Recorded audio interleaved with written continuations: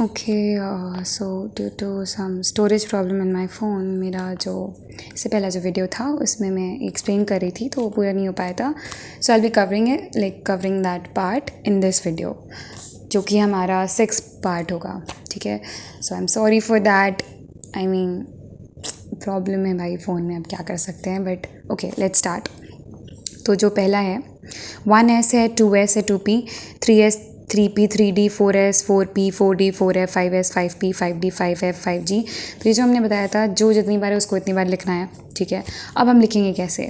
तो अब आएंगे, एक एरो ऐसे ड्रॉ कर देना है स्लैंटिंग वे में.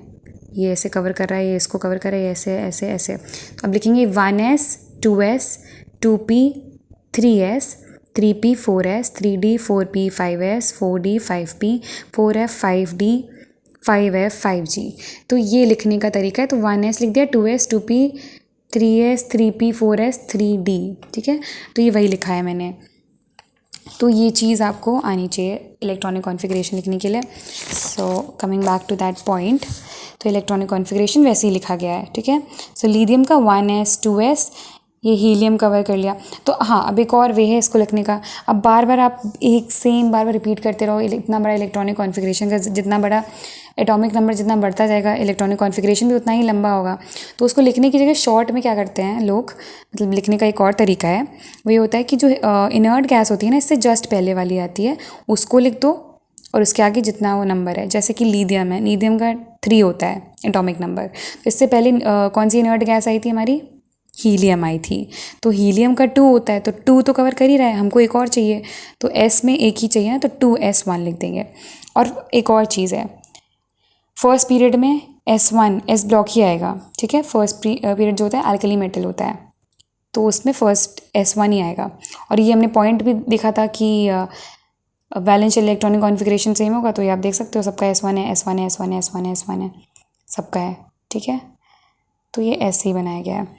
सुनाओ, तो अब यहाँ पर एक क्या मतलब यहाँ पर ही हुआ ना, सोडियम 11 होता है, तो यहाँ नियॉन ले लिया. नियॉन का क्या है हमारा 10 होता है, और अब एक और चाहिए तो 3S1 लिख दिया. तो वैसे ही आर्गन है, ये ऐसे ऐसे लिखते चले गए एंड इसका कॉन्फ़िगरेशन ऐसे हो गया. ठीक है, so this is how it is done. तो इलेक्ट्रॉनिक कॉन्फ़िगरेशन आई होप आपको समझ में आ गया हो. बाकी एक और चीज़ है, अब डिस्क्रिप्शन एक बार जो मैं पॉइंट समझा रही थी आपको, ये ग्रुप वाला, कि कैसे उनका वैलेंशियल इलेक्ट्रॉन सेम है, कॉन्फ़िगरेशन सेम है, तो मैं आपको दिखा देती हूँ हर एक पीरियड के, मतलब हर एक ग्रुप के, अगर मतलब इंडिविजुअली आपको समझाने वाली हूँ. तो पहला है डिस्क्रिप्शन ऑफ ग्रुप्स. तो पहला है फर्स्ट, जिसे 1A भी बोलते हैं, और इसको एल्कली मेटल्स ही बोलते हैं. ठीक है, अब एल्कली मेटल्स जो होता है वो होता है कि यहाँ पर हमने लिया हेलिना की, जैसे यहाँ पे वो जो हमारी हाइड्रोजन हीलियम लिथियम बेरिलियम में, तो वो तो उधर वाला है, ग्रुप वाला लिखेंगे. पहला जो फर्स्ट ग्रुप है ना, वो हमने ले लिया. तो यहाँ पर क्या होगा कि S1 S1 S1, ये आप देख रहे हो ना, सेम टू सेम आ रहे हैं सबके. तो इससे अच्छा है सीधे डायरेक्ट ये लर्न करो कि जो जनरल इलेक्ट्रॉनिक कॉन्फ़िगरेशन है ना, फर्स्ट ग्रुप का NS1 होता है. ठीक है, done and dusted. Number of वैलेंशियल electron भी 1 होंगे. सेकेंड को 2A बोलते हैं, या अल्कलाइन अर्थ मेटल्स बोलते हैं. जैसे हमने बेरिलियम, मैग्नीशियम, कैल्शियम ये सब लिख दिया, सेकेंड ग्रुप की बात हो रही है, तो अल्कलाइन अर्थ मेटल्स होते हैं ये. तो यहाँ पर आप देख सकते हो 2S2 2S2 2S2, सब में 2S2 है ना. तो जनरल इलेक्ट्रॉनिक कॉन्फ़िगरेशन, जनरल मतलब जो कॉमन है इसमें, ठीक है, उसको बोलते हैं.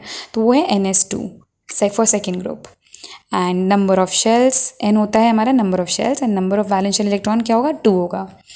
तो एक बार आप इस पेज की स्क्रीनशॉट ले लीजिए, फिर मैं नेक्स्ट पेज में बढ़ती हूँ. This is how it is looking. ठीक है, और जो ये टेबल है ना, टेबल में ये इसका इलेक्ट्रॉनिक कॉन्फ़िगरेशन है, आप देख सकते हैं. This is the electronic configuration of the table, और हमने इससे यहाँ तक बनाया है. ठीक है, यहाँ तक लिखा हुआ है 7S1 तक. ठीक है, नाउ अब 13th वाले में बढ़ते हैं. तो 13 में क्या होता है कि जो 13 है हमारा, 3A बोलते हैं इसे, ये होता है हमारा बोरॉन फैमिली. तो बोरॉन फैमिली जो होती है 13th है. तो ये हमने जो 13 ग्रुप यहाँ लिख लिया. अब इसमें भी देख सकते हैं 2P1 2S2 2S 2P 3S 3P. तो S और P ऑर्बिटल्स यहाँ पर कॉमन है सब में, तो आप देख सकते हैं. ठीक है, यहाँ पर 1 1 आ रहा है, 2 और 1, 2 और 1, 2 और 1 सब में सेम है ना SOP में। तो इसका क्या है general electronic configuration, it is NS2 NP1। तो 2 + 1 क्या होता है 3, तो वही वैलेंस शेल जो नंबर ऑफ वैलेंस शेल है इलेक्ट्रॉन दैट इज़ 3, 13 से ऐसे बनाना है। यहाँ पर क्या होगा, यहाँ पर होगा डायरेक्ट यहाँ पर आते हैं, ठीक है, वो तो आपको समझा ही दिया है, आप देख सकते हैं। जैसे यहाँ P2 यहाँ सेम सेम हो रहा है ना, तो वो तो general electronic configuration is NS2 NP2, ये 4 हो गए टोटल। तो number of valence electron is 4। Now 15 है हमारा 5A जो कि नाइट्रोजन फैमिली, जिसे हम निकोजेंस बोलते हैं, used in fertilisers as urea. ये यूरिया में मतलब फर्टिलाइज़र की तरह यूज़ होती है एज यूरिया, ठीक है, in the form of urea. So 15 है, निकोजेन फैमिली होती है हमारी, नाइट्रोजन फैमिली, तो हमने ले लिया। तो इसमें क्या है 2S2 2P3, S2 और P3 ये ऐसे कॉमन हो रहा है। तो यहाँ पे क्या है general electronic configuration is NS2 NP3 and number of वैलेंशियल electron is 5। Okay, तो इसमें कोई कन्फ्यूजन नहीं होनी चाहिए। नाउ 16 ऑक्सीजन फैमिली है, चाकोजेंस भी बोलते हैं, इसे ओवर फॉर्मिंग भी कहते हैं। तो ये हमने यहाँ बना लिया। तो यहाँ general electronic configuration is NS2 NP4 and number of valence shell electron is 6, ठीक है, उसे ऐड किया तो ये हो गया। नाउ 17 है हमारा 7A जिसे फ्लोरीन फैमिली या हैलोजेंस बोलते हैं, इसे सॉल्ट फॉर्मिंग में बोलेंगे। तो जो फ्लोरीन है 2S2 2P5 हो गया, क्लोरीन है 3S2 3P5, तो ये 5 + 2 7 ही तो हो रहा है ना। तो यहाँ से हमें पता चल गया कि general electronic configuration is NS2 NP6। So number of valence shell electron is 7। अब यहाँ 18 है जो कि लास्ट है, zero group, inert gas, noble gas, less reactive होती है, ठीक है। तो यहाँ पर क्या है हमारे पास जनरल इलेक्ट्रॉनिक कॉन्फ़िगरेशन है एक्सेप्ट हीलियम। हीलियम क्यों लिखा है यहाँ पर एक्सेप्शन, इसलिए मैंने आपको बोला था ये याद रखना, क्योंकि मैं बाद में आपको रिमाइंड करवाने वाली हूँ। तो आप यहाँ देख सकते हैं जो हीलियम है वो कभी भी ड्यूप्लेट नहीं बनाएगा, क्योंकि 2 से ज़्यादा तो मैक्सिमम है ही नहीं ना। सो इट कैन नॉट, मतलब वो कभी ऑक्टेट नहीं बनाएगा, सॉरी मैंने गलती से वो बोला। तो ये कभी ऑक्टेट नहीं बनाएगा, ये हमेशा ड्यूप्लेट बनाएगा, 2 से ज़्यादा क्योंकि नहीं रख सकता, ठीक है। तो यही हो गया। तो यहाँ इसलिए हीलियम यहाँ पर एक्सेप्शन है, बाकी सारी इनर्ट गैसेस में आएंगे। तो number of valence shell electron is 8 and general electronic configuration is NS2 NP6, exception है हीलियम। तो आप इस पेज का भी स्क्रीनशॉट ले लीजिएगा एंड इसे अच्छे से नोट डाउन करना, क्योंकि ये मतलब आपके फ़ायदे के लिए है। तो आप इसे अच्छे से स्क्रीनशॉट ले लीजिए। ओके, तो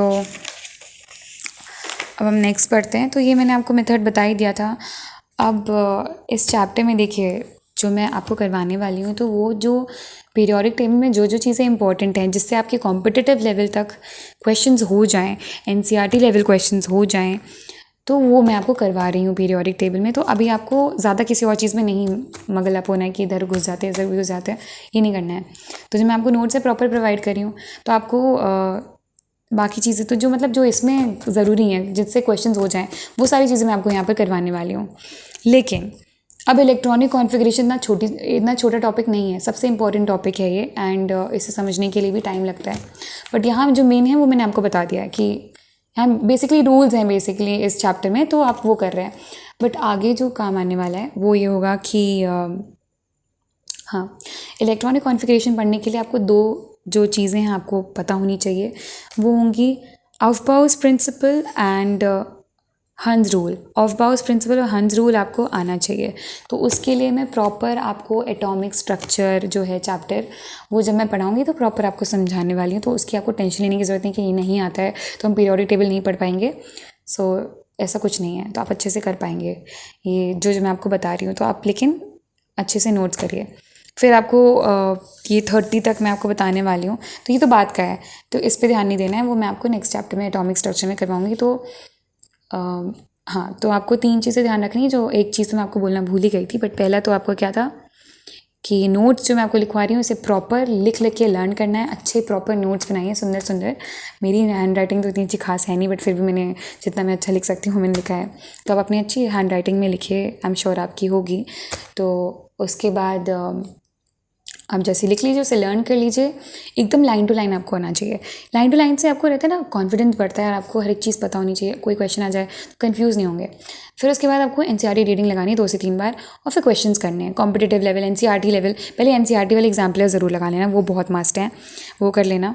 फिर हमारा जो नेक्स्ट है हमारा आ जाएगा कि सारे कॉम्पिटिटिव लेवल्स के पहले नीट लेवल का लगा लेना। नीट में अगर तुम्हारा जो हो जाए अच्छा, मतलब हाथ बैठ जाए कि क्वेश्चन हो जाएंगे, देन जेईई वाले में बढ़ो। तो ऐसे कॉन्फिडेंस बूस्टअप होता है। आप धीरे धीरे एक साथ आप डायरेक्ट एंड में नहीं कूद सकते, आप धीरे धीरे रूटीन वाइज करेंगे ना, कि थोड़ा ये पढ़ा फिर नेक्स्ट लेवल पे बढ़ते हैं, धीरे धीरे लेवल बढ़ते हैं ना, आप डायरेक्ट पहले लास्ट स्टेज में नहीं पहुँच जाते हैं। तो ऐसे करना है आपको। और तीसरी चीज़ मैं आपको बताने वाली थी, पीरियोडिक टेबल में जो आपको करनी है वो ये है कि आपको पीरियोडिक टेबल पूरी लर्न करनी है।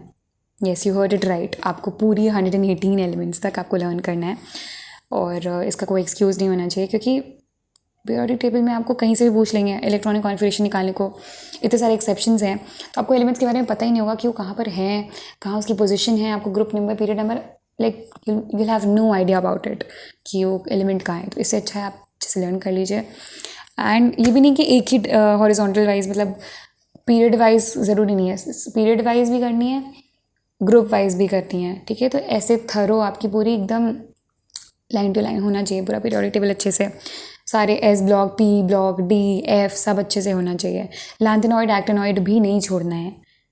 ओके, सो या दैट्स इट, यही बस आपको बोलना था। और मेहनत करते रहिए।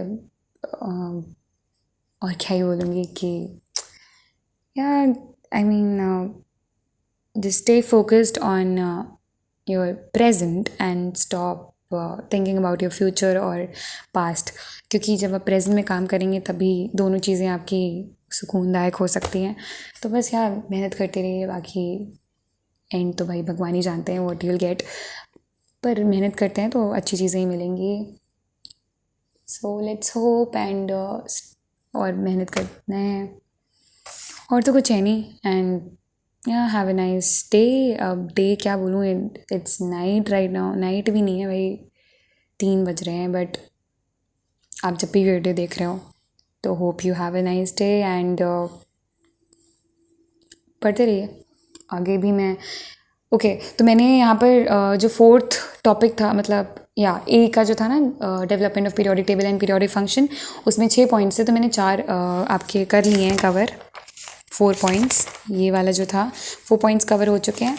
अब जो 5th पॉइंट है वो मैं नेक्स्ट वीडियो में करने वाली हूँ, जो कि पार्ट आई गेस पार्ट 6 या नहीं 7th होगा आई गेस, यार ये तो 6th है, तो वो 7th पार्ट होगा, उसमें मैं कवर करने वाली हूँ 5th पॉइंट।